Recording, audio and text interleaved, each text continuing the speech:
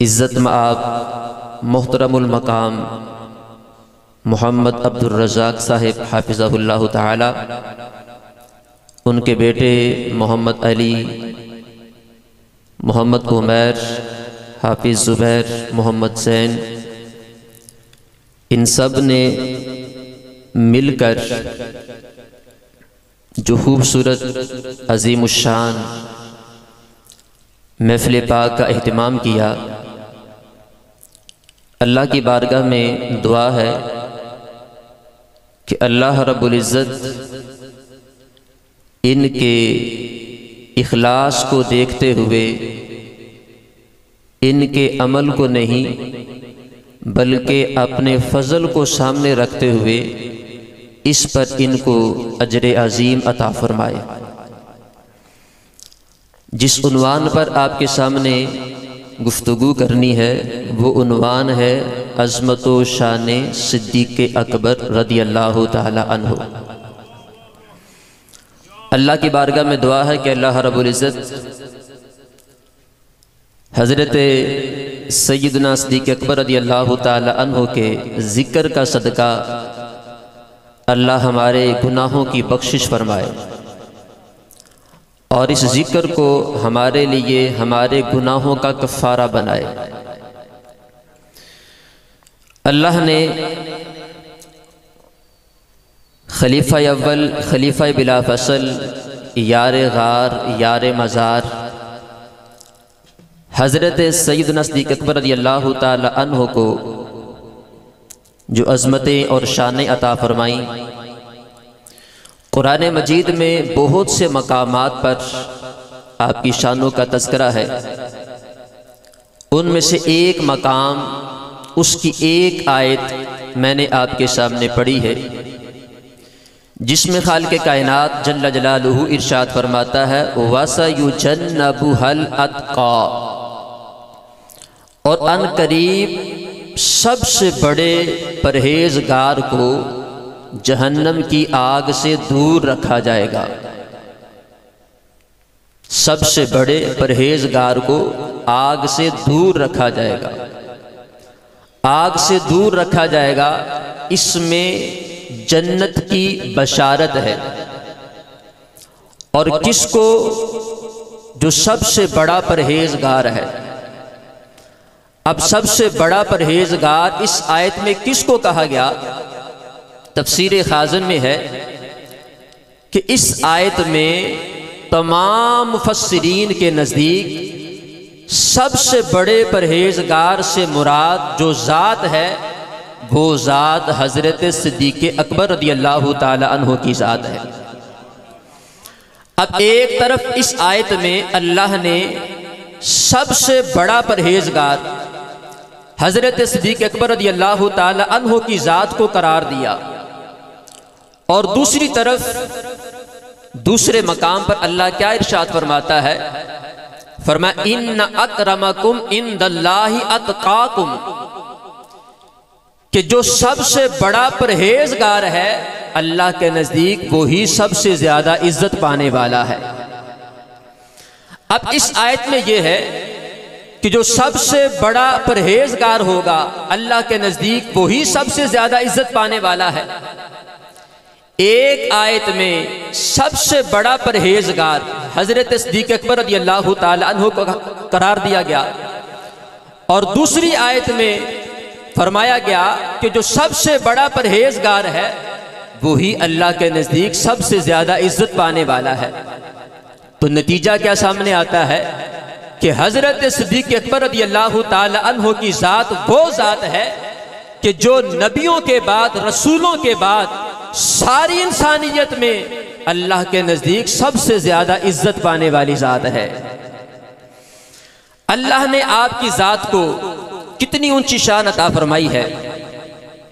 अपने नबियों की अल्लाह ने जितनी उम्मतें बनाई, सारी उम्मतों में से हुजूर की निस्बत के सदके अल्लाह ने इस उम्मत को सबसे ज़्यादा ऊंची शान अता फरमाई। फिर इस उम्मत में जो सहाबाए किराम अलैहिम रिदवान हैं, सबसे ज़्यादा ऊंची शान सहाबा को अता फरमाई। सहाबा में जो फतह मक्का वाले हैं उनको सबसे ऊंची शान अता फरमाई। फतह मक्का वाले सुलह हुदैबिया वाले सहाबा की शान को नहीं पहुंच सकते, और सुलह हुदैबिया वाले सहाबा ग़ज़वाए उहद वाले सहाबा की शान को नहीं पहुंच सकते, और ग़ज़वाए उहद वाले सहाबा ग़ज़वाए बदर वाले सहाबा की शान को नहीं पहुंच सकते, और ग़ज़वाए बदर वाले सहाबा हसनैन करीमैन की शान को नहीं पहुंच सकते। और हसनैन करीमैन रदियल्लाहु ताला अन्हुमा अशरा मुबशरा सहाबा, जिनको दुनिया में ही जन्नत की बशारत दी गई है, वो 10 सहाबा उनकी शान को नहीं पहुंच सकते, और 10 सहाबा खुलफाए राशिदीन की शान को नहीं पहुंच सकते। ये सारी उम्मत और सिहारे सहाबा मिलकर जितनी शान पाने वाले हैं, अल्लाह ने सिद्दीक़ अकबर को इतनी ऊंची शान अता फरमाई है कि ये सारे सहाबा मिलकर भी अकेले सिद्दीक़ अकबर की शान को नहीं पहुंच सकते। अल्लाह ने हजरत सिद्दीक़ अकबर रज़ियल्लाहु ताला अन्हु को कितना ऊंचा मकाम और कितना ऊंचा मर्तबा अता फरमाया है। हदीस पाक आपके सामने रखता हूं, सहाबा की शान क्या है। हदीस पाक में आता है, इब्ने माजा की रिवायत है, फरमाया लामा नामु अहदिहिम साअतन खैरुम मिन अमली अहदिकुम उमरा। अरबी इबारत है, इसका खुलासा और मफहूम आपके सामने रखता हूं आम लफ्जों में। एक है सहाबी और एक है गैर सहाबी। सहाबी कौन है कि जिसने ईमान की हालत में सरकार का दीदार किया और ईमान की हालत में उसका खात्मा हुआ, उसको सहाबी कहा जाता है। और गैर सहाबी कि जिसने सरकार का दीदार नहीं किया, वो ताबी है, तबे ताबी है, बाद में आने वाले जितने भी हैं, गौस हैं, कुतब हैं, अब्दाल हैं, वो गैर सहाबी हैं। अब गैर सहाबी इसकी जिंदगी भर की नमाजें, जिंदगी भर के रोजे, जिंदगी भर की ज़कात, जिंदगी भर का हज, जिंदगी भर के नेक अमाल, जिंदगी भर की इसकी सारी इबादत, इनको तराजू के एक पलड़े में रखा जाए और दूसरी तरफ तराजू के दूसरे पलड़े में जो सहाबी है उसकी नमाज को नहीं, उसके रोजे को नहीं, उसकी ज़कात को नहीं, उसके हज को नहीं, उसकी इबादत को नहीं, सिर्फ उसकी एक लम्हे की नींद को रखा जाए। हदीस पाक में आता है, सहाबी की नींद वाला लम्हा, वो पलड़ा गैर सहाबी की जिंदगी भर की इबादत से ज्यादा शान वाला है। अब यह है कि एक सहाबी का एक लम्हे के लिए सोना, उसका एक लम्हे के लिए नींद आराम करना, यह गैर सहाबी की जिंदगी भर की इबादत से ज्यादा शान वाला है। और जो सिर्फ सहाबी ना हो, सारे सहाबा का इमाम भी हो, सारे आशिकों का सरदार भी हो, जिन्होंने मुसल्ला रसूल पे खड़े होकर 17 बार सारे सहाबा को इमामत करवाई हो, जिनके पीछे मौला अली भी कहें पीछे इस इमाम के, जिनके पीछे हजरत उस्मानी भी कहें कि पीछे इस इमाम के, जिनके पीछे हजरत फरूक आजम भी कहें पीछे इस इमाम के, बताओ वो सिद्दीक़ अकबर रज़ियल्लाहु ताला अन्हु की नींद का कितना ऊंचा मकाम होगा। और फिर ये है कि ये सहाबी अपने घर में एक लम्हे के लिए सो जाए, उसका एक लम्हे के लिए सो जाना गैर सहाबी की इबादत से ज्यादा शान वाला है। कौन? जो सहाबी अपने घर में सोए, और जो अपने घर में नहीं, 15 सदियों से सिद्दीक़ अकबर नबी के घर में सो रहा है, नबी के कदमों में सो रहा है, उनकी अज़मत व शान का आलम क्या होगा। और फिर ये भी देखें कि जिस फट्टी पे हम कुरान रखते हैं उस फट्टी की शान बढ़ जाती है, उसका एहतराम होता है बाकी फट्टियों के मुकाबले में। क्यों? इस फट्टी पे कुरान आ गया है, इस फट्टी की निस्बत कुरान के साथ होगी है। कुरान के इस फट्टी पे आने की वजह से इसकी शान बढ़ जाती है। जरा सोचो तो सही, अगर फट्टी पे कुरान आ जाए, उसकी शान बढ़ जाए, तो जिनकी गोद में 3 रातें 3 दिन साहिबे कुरान ने अपना सरे अनवर रखा हो, उनकी अजमत व शान का आलम क्या होगा।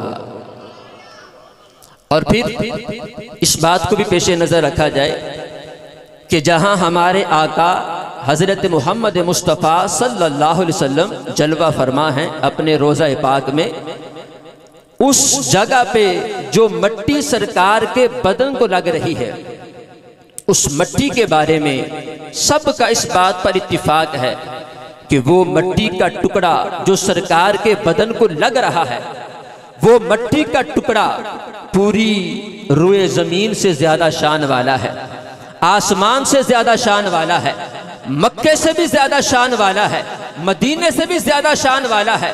वो मट्टी का टुकड़ा यहाँ तक कि अर्शे अजीम से भी ज़्यादा शान वाला है। अब आखिर इसकी वजह क्या है कि जो मट्टी का टुकड़ा सरकार के बदन से लग रहा है, उसको इतनी अजमत इतनी शान क्यों मिल गई है कि वो अर्श से भी ज़्यादा शान वाला हो गया है। इमाम कस्तलानी रहमतुल्लाह अलैह फरमाते हैं, इसकी वजह यह है उस मट्टी के टुकड़े को इस वजह से इतनी शान मिल गई है कि वो मट्टी का टुकड़ा सरकार के नूरानी पैकर के बोसे लेता है।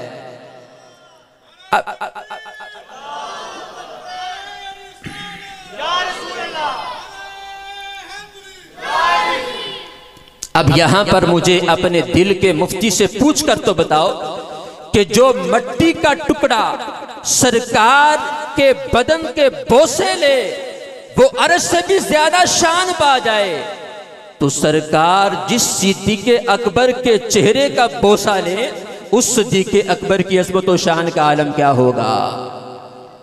हजरत अब्दुल्लाह इब्न अब्बास रज़ियल्लाहु ताला अन्हु इस हदीस को रिवायत करते हैं। आप फरमाते हैं, रअयतु रसूलल्लाह सल्लल्लाहु अलैहि वसल्लम वाकिफन मअ अली इब्न अबी तालिब।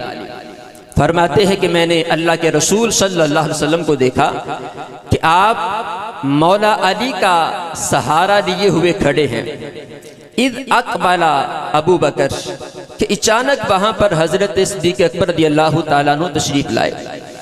जो ही सरकार ने सिद्दीक़ अकबर को देखा तो देखते ही क्या किया, फसाफहुन नबी सल्लल्लाहु अलैहि वसल्लम, आका करीम अलैहिस्सलातु वस्सलाम ने सिद्दीक़ अकबर रज़ियल्लाहु ताला अन्हु से मुसाफा फरमाया। अपने हाथ सिद्दीक़ अकबर के हाथ में दिए, सिद्दीक़ अकबर के हाथ सरकार के हाथ में है। सरकार ने मुसाफा फरमाया, फिर वआनकाहु, सिर्फ मुसाफा ही नहीं फरमाया बल्कि सरकार ने सिद्दीक़ अकबर को अपने गले से भी लगा लिया। और सिर्फ गले से नहीं लगाया बल्कि वक़ब्बला फाहु, सरकार ने सिद्दीक़ अकबर के चेहरे का बोसा भी ले लिया। जब सरकार ने सिद्दीक़ अकबर को इतना एजाज दिया कि मुसाफा किया, गले से लगाया, चेहरे का बोसा लिया, तो हजरत मौला अली रज़ियल्लाहु ताला अन्हु कहने लगे, अतक़ब्बलु फ़ा अबी बकर, या रसूल अल्लाह सल्लल्लाहु अलैहि वसल्लम, आप अबू बकर के चेहरे का बोसा ले रहे हैं, इसमें क्या हिकमत है। तो मेरे महबूब अलैहिस्सलातु वस्सलाम ने क्या इरशाद फरमाया, फरमाने लगे, या अबल हसन मंजिलतु अबी बकरिन इंदी कमंजिलती इंदा रब्बी। फरमाया, अली याद रखो, जो रब के नजदीक मेरा मकामो मर्तबा है, वही मेरे नजदीक मेरे अबू बकर का मकामो मर्तबा है। मैं इनका चेहरा चूम रहा हूं, बोसे ले रहा हूं, तो अंदाजा लगाओ, अगर मट्टी का टुकड़ा सरकार के बदन का बोसा ले, वो अर्श से भी ज्यादा मकाम पा जाए, तो सरकार जिस सिद्दीक़ अकबर के चेहरे का बोसा ले रहे हैं, अल्लाह ने उस सिद्दीक़ अकबर को कितनी अज़मत व शान अता फरमाई हो। और फिर इस हदीस पाक में भी आपकी अज़मत व शान को समाअत कीजिए। हज़रत हुज़ैफ़ा रज़ी अल्लाह ताला अन्हु इस हदीस को रिवायत करते हैं। आप फरमाते हैं कि सनअन नबी सल्लल्लाहु अलैहि वसल्लम तआमा, कि आका करीम अलैहिस्सलातु वस्सलाम ने सहाबा के लिए दावत का एहतमाम किया, सहाबा के लिए खाना तैयार किया, सारे सहाबा को खाने की दावत पेश की। अब सारे सहाबा हुजूर की बारगाह में हाजिर हुए। हज़रत सिद्दीक़ अकबर रज़ी अल्लाह ताला अन्हु भी मौजूद हैं, हज़रत अब्बास रज़ी अल्लाह ताला अन्हु भी मौजूद हैं, दीगर बहुत से जलीलुल कदर सहाबा हुजूर की बारगाह में हाजिर हैं, खाने की दावत है।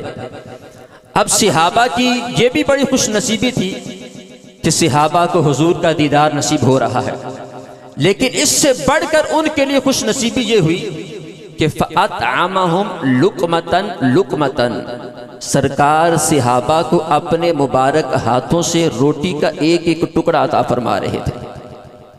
अब तवज्जो करना, सरकार ने सहाबा को अपने हाथ से रोटी का एक एक टुकड़ा अता किया, लेकिन वताइमा अबा बकरिन सलासता लुक़मिन, जब हज़रत सिद्दीक़ अकबर रज़ी अल्लाह ताला अन्हु को देने की बारी आई तो सरकार ने एक नहीं दो नहीं रोटी के 3 टुकड़े सिद्दीक़ अकबर को अता फरमाए, बाकी सब को एक एक और सिद्दीक़ अकबर रज़ी अल्लाह ताला अन्हु को 3।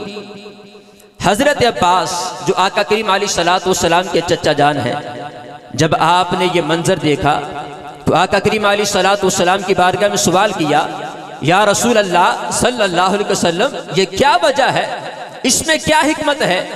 बाकी सब सहाबा को एक एक लेकिन सिद्दीक़ अकबर को 3, इसमें क्या हिकमत है? अब चूंकि सहाबा सिर्फ जो कुछ सामने नजर आता था उसी को देखते थे, लेकिन हमारे महबूब अलैहिस्सलातु वस्सलाम की शान ये है कि सामने भी देखते हैं और सामने देखते हुए पीछे भी देख लेते हैं। जो चीज सहाबा की आंख नहीं देख सकती थी, सरकार की आंख उस चीज को भी देख लेती है। अब हजरत अब्बास रज़ी अल्लाह ताला अन्हु ने पूछा, या रसूल अल्लाह सल्लल्लाहु अलैहि वसल्लम, क्या वजह है कि बाकी सबको एक एक और सिद्दीक़ अकबर को 3? तो मेरे महबूब अलैहिस्सलातु वस्सलाम ने क्या इरशाद फरमाया? फरमाया, बात सुनो, जो सिद्दीक़ अकबर को मैंने रोटी के 3 टुकड़े अता फरमाए हैं, हर हर टुकड़े पर अल्लाह ने इनको एक ऊंचा एजाज अता फरमाया है। कैसे?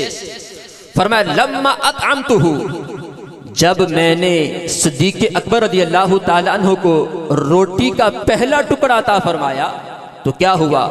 क़ाल लहू जिब्रील अलैहिस्सलाम, जिब्रील अमीन अलैहिस्सलाम हाजिर खिदमत हो गए। हजरत सिद्दीक़ अकबर रज़ी अल्लाह ताला अन्हु जमीन पे हैं, आसमान से जिब्रील अमीन अलैहिस्सलाम हाजिर खिदमत हुए तो हाजिर होकर क्या कहा? कहने लगे, हनी अन लका या अतीक। अतीक कहते हैं जहन्नम से आजाद शुदा इंसान को। तो कहा, ए जहन्नम से आजाद शुदा इंसान, तुझे मुबारक हो कि तुझे नबियों के सुल्तान अपने मुबारक हाथों से रोटी का टुकड़ा अता फरमा रहे हैं। फिर आका करीम अलैहिस्सलातु वस्सलाम इरशाद फरमाते हैं, जब हजरत सिद्दीक़ अकबर रज़ी अल्लाह ताला अन्हु को मैंने रोटी का दूसरा टुकड़ा अता फरमाया तो फिर आपको कितना एजाज मिला? फरमाते हैं, क़ाल लहू मीकाईल अलैहिस्सलाम, फिर हजरत मीकाईल अलैहिस्सलाम भी हाजिर खिदमत हो गए। हजरत मीकाईल अलैहिस्सलाम, यहाँ पर इस बात को भी जहन में रखना कि हमारे आका अलैहिस्सलातु वस्सलाम के 2 वजीर आसमान के वजीर हैं, 2 वजीर ज़मीन के वजीर हैं। आसमान के वजीर हजरत जिब्रील अमीन अलैहिस्सलाम और हजरत मीकाईल अलैहिस्सलाम है, और ज़मीन के वजीर हजरत सिद्दीक़ अकबर रज़ी अल्लाह ताला अन्हु और हजरत फ़ारूक आज़म रज़ी अल्लाह ताला अन्हु हैं। अब आसमान के वजीर, ज़मीन के वजीर भी मौजूद हैं, दीगर सहाबा भी मौजूद हैं। इन सब की मौजूदगी में किस चीज को बयान किया जा रहा था? इन सब की मौजूदगी में शान सिद्दीक़ अकबर को बयान किया जा रहा था। हजरत मीकाईल अलैहिस्सलाम आए, आकर कहने लगे, हनी अन लका या रफीक, ए हजूर के बेस्ट फ्रेंड, हजूर के बेहतरीन दोस्त, तुझे मुबारक हो कि तुझे नबियों के इमाम अपने मुबारक यदुल्ला वाले हाथों से रोटी का टुकड़ा अता फरमा रहे हैं। वाह वाह माशाअल्लाह। फिर जब सरकार ने तीसरा लुकमा अता किया तो फिर कितना एजाज मिला। फरमाया क़ाल लहू रब्बुल इज़्ज़ा, जब सरकार ने रोटी का तीसरा टुकड़ा अता फरमाया तो अल्लाह ने अपनी शयाने शान आवाज में बोलकर कहा, हनी अल्लाह या सिद्दीक, ए सिद्दीक तुझे मुबारक हो कि तुझे मेरे हबीब अपने हाथों से रोटी का टुकड़ा अता फरमा रहे हैं। तसव्वुर करो अल्लाह ने हजरत सिद्दीक अकबर रज़ियल्लाहु ताला अन्हु को कितनी ऊंची शान अता फरमाई है। आदम चिश्ती की जुबान से सिद्दीक अकबर रज़ियल्लाहु ताला अन्हु की अज़मत व शान भी समात कीजिए। आप कहने लगे चारे यार नबी दे आशिक। सिर्फ सिद्दीक अकबर रज़ियल्लाहु ताला अन्हु का तज़किरा नहीं किया, बाकी सहाबा का भी कहा चारे यार नबी दे आशिक, चारे यार नबी दे आशिक, कोई दिसे ना चारा वर्गा, ना इस धरती पैदा किता ए ना चारा वर्गा, ना कोई होया ना कोई होसी, ए ना जान निसारा वर्गा, आजम की शान सिद्दीक दी पहुंच रहे हिको यार हजारा वर्गा। माशाअल्लाह माशाअल्लाह। ये सिद्दीक अकबर रज़ियल्लाहु ताला अन्हु की अज़मत व शान को बयान करना और उजागर करना इसलिए भी ज़रूरी है कि आज कुछ लोग हज़रत मौला अली रज़ियल्लाहु ताला अन्हु की मोहब्बत की आड़ में या तो सिद्दीक अकबर रज़ियल्लाहु ताला अन्हु के खिलाफ जुबान खोलते हैं या फिर खिलाफ नहीं खोलते तो फिर दो तरह की तकसीम करते हैं। कहते हैं कि सियासत में खिलाफत में पहला नंबर तो हज़रत सिद्दीक अकबर का है, मगर विलायत में परहेजगारी में पहला नंबर हज़रत मौला अली का है। याद रखें हमारे नज़दीक कुरान और सुन्नत की रोशनी में ये बात बयान कर रहा हूँ कि सियासत हो, खिलाफत हो, विलायत हो, तकवा हो, परहेजगारी हो, हर जहत में नबियों के बाद रसूलों के बाद अल्लाह ने जिस जात को फजीलत और शान में पहला नंबर अता किया है उस जात को हजरत सिद्दीक अकबर रज़ियल्लाहु ताला अन्हु कहा जाता है। वाह वाह वाह। और सिर्फ ये हम ही नहीं कहते, जो मौला अली की मोहब्बत के दावेदार हैं उनसे पूछो कि हजरत मौला अली का भी यही अकीदा है। जिस वक़्त हजरत मौला अली के सामने हजरत सिद्दीक अकबर रज़ियल्लाहु ताला अन्हु का जिक्र खैर होता तो आप क्या जुमला इरशाद फरमाते अस्सब्बाक यज़कुरून, अस्सब्बाक यज़कुरून। वो अबू बकर उनका जिक्र कर रहे हो कि जिनका हमेशा ही पहला नंबर आता है। फिर आपने कसम उठाई, कसम उठाकर फरमाने लगे वल्लज़ी नफ्सी बियदिही, मुझे कसम है उस जात की कि जिसके कब्ज़ा कुदरत में मेरी जान है, मस्तबकना इला खैरिन कत्तु इल्ला सबकना इलैहि अबू बकर। मौला अली कसम उठाकर फरमाने लगे मुझे खुदा की कसम है जब भी किसी भी नेकी के मैदान में हम सहाबा का मुकाबला हुआ है तो हमेशा ही सिद्दीक अकबर का पहला नंबर आया है। तो हज़रत मौला अली रज़ियल्लाहु ताला अन्हु का भी यही अकीदा है और दीगर सहाबा किराम अलैहिम रिदवान का भी यही अकीदा है कि हज़रत सिद्दीक अकबर रज़ियल्लाहु ताला अन्हु को अल्लाह ने सबसे ज़्यादा ऊंची शान अता फरमाई। आपकी ज़ात के लिहाज से आखिरी बात करके अपनी गुफ्तगू को मुकम्मल कर रहा हूँ कि जहाँ अल्लाह ने आपकी ज़ात को ऊंची शान अता फरमाई है, ऊंचा मकाम व मर्तबा अता फरमाया है, वहाँ आपकी सीरत में एक पहलू ये भी है कि अल्लाह की ज़ात का सबसे ज़्यादा खौफ भी रखने वाले हैं। अल्लाह का खौफ भी है और फिर आखिरत की फ़िक्र भी है। कैसा खौफ और कैसी फ़िक्र है, एक ही उनकी बात पेश करके अपनी गुफ्तगू को मुकम्मल कर रहा हूँ कि एक मर्तबा आपके ग़ुलाम ने आपको खाने के लिए कोई चीज़ पेश की। नारे रिसालत, नारे हैदरी, नारे तहकीक, आलम इस्लाम के मुमताज़ व मरूफ सना खान दाता की नगरी से तशरीफ़ लाए मेहमान सना खान जनाब भाई मोहम्मद आज़म कादरी साहिब आप तशरीफ़ फरमा हुए। बड़ी मोहब्बतों के साथ मैं आपको खुश आमदीद कहता हूँ।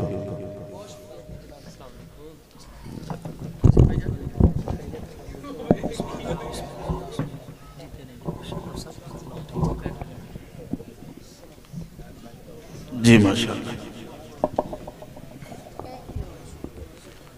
हज़रत सिद्दीक़ अकबर रज़ियल्लाहु ताला अन्हु को आपके ग़ुलाम ने एक चीज़ पेश की खाने के लिए।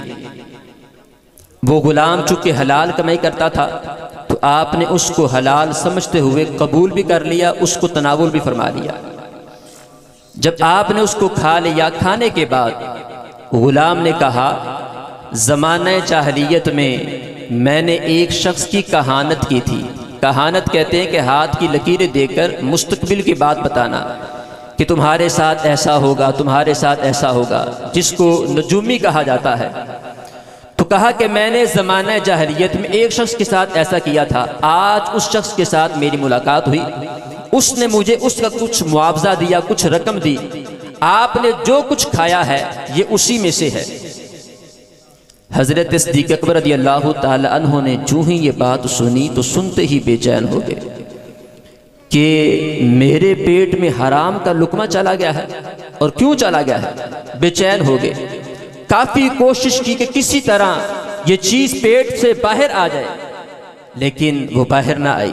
किसी ने कहा कि पानी पिए, बाहर आ जाएगी। आपने पानी पिया। पानी पीने के बाद बहुत ज़्यादा कोशिश करने के बाद कह करके आपने उस चीज़ को बाहर निकाला, फिर आप पुरसुकून हो गए।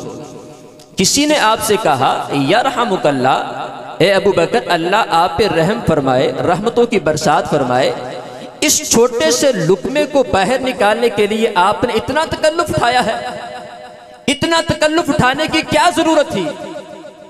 तो हज़रत सिद्दीक़ अकबर रज़ियल्लाहु ताला अन्हु का जवाब क्या था? आप फरमाने लगे, तुम इस तकल्लुफ की बात करते हो, अगर मुझे इस लुकमे को बाहर निकालने के लिए जान की बाजी भी लगानी पड़ती, मैं जान की बाजी तो लगा देता, फिर भी उस लुकमे को जरूर बाहर निकालता। बाहर क्यों निकालता? कहते हैं, इन्नी समीअतु रसूलल्लाहि सल्लल्लाहु अलैहि वसल्लम यक़ूल, इसलिए कि मैंने अल्लाह के रसूल सल्लल्लाहु अलैहि वसल्लम का ये फरमान सुना है कि जिस्म का वो हिस्सा जो हराम लुकमे से परवरिश पाया वो जहन्नम की आग के ज्यादा करीब होगा। तो मुझे डर और खतरा महसूस हुआ कहीं इस हराम लुकमे से मेरे जिस्म का कोई हिस्सा परवरिश ना पाने पाए। इसलिए मुझे उतनी देर तक सुकून और चैन नहीं आया जब तक मैंने इस लुकमे को अपने पेट से बाहर नहीं निकाल दिया। ये हज़रत सिद्दीक़ अकबर रज़ियल्लाहु ताला अन्हु का अंदाज है कि बेखबरी के आलम में लुकमा पेट में चला गया है, हालांकि इस सूरत में कह करना लाजिम नहीं था, फिर भी आपने उसको बाहर निकाला है और बाद में आने वालों को ये सबक दिया है कि कभी भी हराम का लुकमा अपने पेट में ना जाने देना। आका करीम अलैहिस्सलातु वस्सलाम ने इरशाद फरमाया कि जिसके पेट में हराम का एक लुकमा चला जाए, जब तक वो लुकमा पेट में रहता है, फरिश्ते भी उस पर लानत करते हैं, अल्लाह भी उस पर लानत करता है, सारे लोगों की उस पर लानत होती है। और फिर फरमाया कि अगर उसी हालत में उसका विसाल हो जाए, फमअवाहु जहन्नम, उसका ठिकाना जहन्नम होता है। अल्लाह की बारगाह में दुआ करनी चाहिए कि अल्लाह ताला हमें हलाल कमाने, हलाल खाने की तौफीक नसीब फरमाए, हराम कमाने, हराम खाने से बचने की तौफीक नसीब फरमाए। अल्लाह हम सब की हाज़िरी को अपनी बारगाह अक़दस में कबूल व मंजूर फरमाए। आमीन सुम्मा आमीन व आखिरु दावाना अनिल हम्दुलिल्लाहि रब्बिल आलमीन।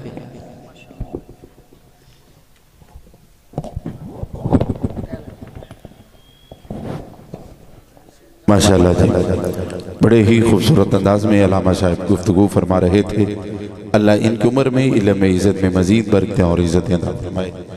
अज़ीज़ान गिरामी कदर, बड़ी मोहब्बतों के साथ आज की इस खूबसूरत महफिल पाक में आलम इस्लाम के मुमताज़ व मरूफ सना खान जनाब भाई मोहम्मद आज़म कादरी साहब आप तशरीफ़ फरमा हुए और इंशाअल्लाह आलम इस्लाम के मुमताज़ व मरूफ सना खान आलमी शोहरती याफ्ता लाखों करोड़ों दिलों पर राज करने वाली आवाज़ जनाब भाई मोहम्मद शकील अशरफ कादरी साहब वो भी तशरीफ़ ला चुके हैं। इंशाअल्लाह चंद ही मिनटों के बाद स्टेज का हुस्न होंगे और आज के मदीना आज के रसूल हर दिल अजीज शख्सियत जनाब मलिक मोहम्मद काशिफ अबान साहब आप भी तशरीफ़ फरमा हुए। बड़ी मोहब्बतों के साथ मैं आपको खुश आमदीद कहता हूँ और जितने भी अहबाब आज की इस खूबसूरत महफिल पाक में तशरीफ़ फरमा हुए जिनके नामों से वाकिफ़ नहीं हो मगर जिनका जिक्र हो रहा है वो सभी को जानते हैं कौन आया है कौन नहीं आया।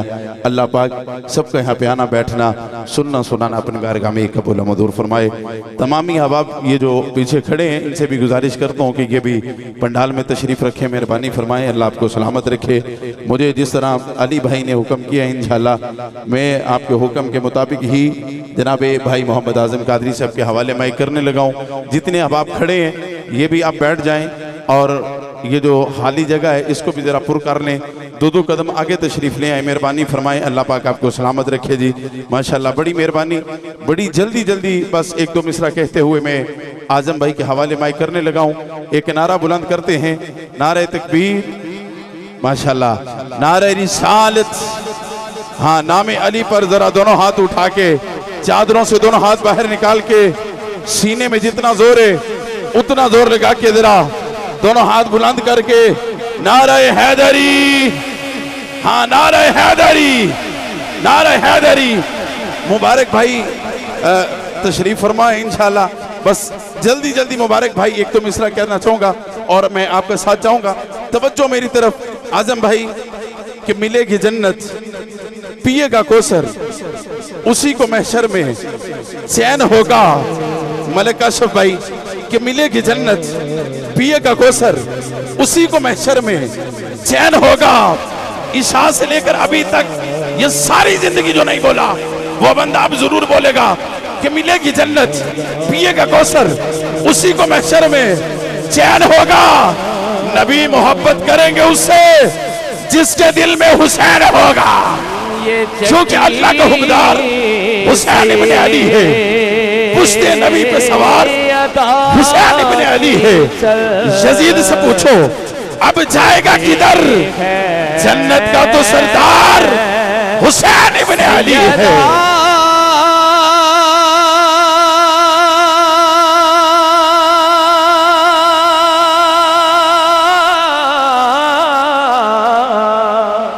अगर तेरी दुआ कबूल न हो तो रब की बारगाह में सैयदा तैयबा हाफिजा कारिया सैयदा फातिमा ज़हरा का वास्ता डाल, रब उसी वक्त तेरी दुआ को कबूल फरमा लेगा। रिज़्क़ देते हैं, माल देते हैं, हसरते दिल निकाल देते हैं। मैं किसी गैर से क्यों मांगू, मुझको ज़हरा के लाल दे। क्योंकि शब्बीर और शब्बर दी अम्मी ज़हरा नबी दे घर में जम्मी ज़हरा, तेरे फाके ते मुख दा सदका मैं खाना शामी ते दम्मी ज़हरा। पर्दे दियां ते कजन वाली जनाबे ज़ैनब दी अम्मी ज़हरा, खुदा नु सजदे करन दी खातर रात मांग दिए लम्बी ज़हरा। खीजर दी अर्जी कबूल करना है तेरे पुत्राना कम्मी ज़हरा।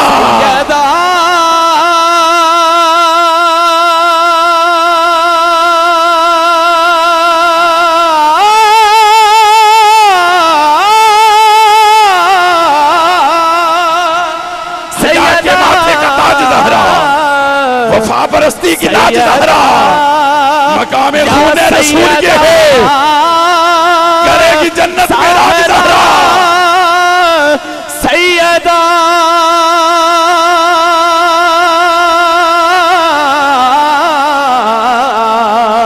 मैं उमर भाई मलिक काशिफ भाई बहुत बड़ा शेर कहने लगा हूँ। आज़म भाई कि कैसे कह दूं कि ये बात छोटी है, कैसे कह दूं कि ये बात छोटी है, कैसे कह दूं कि ये जात छोटी है। वाह मौला तेरे नबी की बेटी का सजदा लंबा है पर तेरी रात छोटी है। सैयदा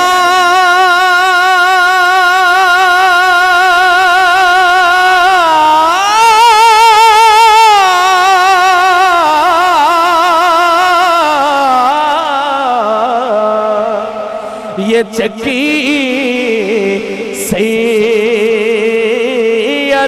बहुत बड़ा चल रही है।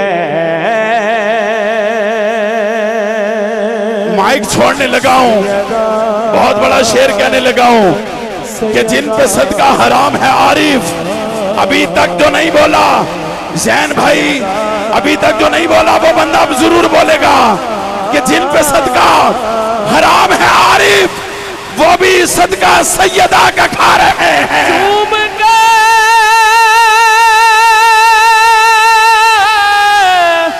चूम कर लंगरे ज़हरा को सीने से लगा लेते हैं। ये वो सदका है जो सैयद भी खा लेते हैं। क्योंकि अपने कद से बड़ा हो गया, उन पे जो भी फिदा हो गया, जिस पे राजी हुई सैयदा उस पे राजी खुदा हो गया। अपने कद से बड़ा हो गया, उन पे जो भी फिदा हो गया, जिस पे राजी हुई सैयदा उस पे राजी खुदा हो गया। जिसके दिल में हो बुग़्ज़ अली, उसका सब कुछ तबाह हो गया। सैयदा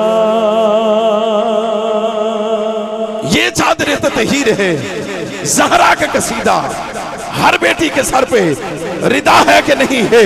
हर वक्त मैं लिखता हूँ आका की अनायत का सेहरा, फन मेरा ये दुनिया से जुदा है कि नहीं है।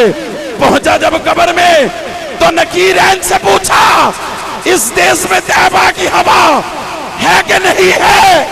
नहीं झुकता ये सर कभी बादशाहों के आगे, गुलामाने मोहम्मद में आना है कि नहीं। कहेंगे मुस्तफा कदमों से लग जा। ये चादर तहीर है, ज़हरा का कसीदा हर बेटी के सर पे रिदा से होकर आ रहा है दरे सैयद। नाराए हैदरी, से हो चाहे को खड़ा है चाहे को बैठा है, माइक छोड़ने लगा हूं। नामे अली पर दोनों हाथ उठा के यहां से आवाज उठे और नजफ तक पहुंच जाए। चादरों से दोनों हाथ बाहर निकाल के नाराए हैदरी। ऊंची ज़ात अली दिए, अली दिए, ऊंची ज़ात अली दिए। उठाए दोनों हाथ, उठाएंगे जरा, किसी का हाथ नीचे नहीं रहना चाहिए। उतारिए जरा। दीवी जागीर भी खामनू नाराए हैदरी। ज़माने मलिक अशरफ भाई, मैं समझता हूँ टाइम बिल्कुल शॉर्ट है, आखिरी शेर कहने लगा हूँ और हकीकतन आखिरी शेर कहने लगा हूँ। मलिक साहब आपकी मौजूदगी का फायदा उठाते हुए कि अली के नाम को अपनी पसंद रखा कर, अभी तक तो नहीं बोला, अब चेक करना है और एक दूसरे की तरफ देखना है कौन बोलता है कौन चुप रहता है, किसका दिल हरकत कर रहा है, किसकी जुबान हरकत में आती है, कौन बंदा इस मिसरे पर बोलता है।